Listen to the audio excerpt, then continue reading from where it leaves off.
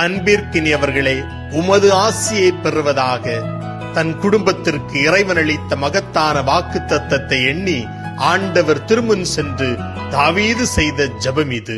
சிறு ஆட்டுக்குட்டி மேய்த்த சிறுவனவன் திடீரென அரியணையில் அமர்த்தப்பட்டான்.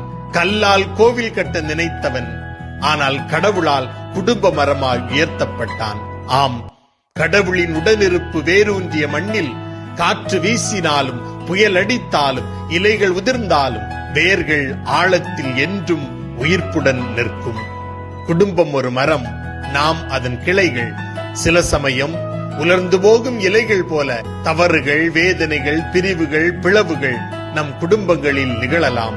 ஆனால் ஆண்டவர் கூறுகிறார், உன் குடும்பம் என்றும் என் முன் நிலைத்திருக்கும். அப்படியெனில் தாவீது போல நாமும் ஆண்டவர் முன் அமர்ந்து, ஆண்டவரே நீர் என் குடும்பத்தை ஆசிர்வதியும், அதை என்றும் நிலைநாட்டும் என்று அனுதினமும் வேண்டுதல் செய்வோம். ஜெபிப்போம்.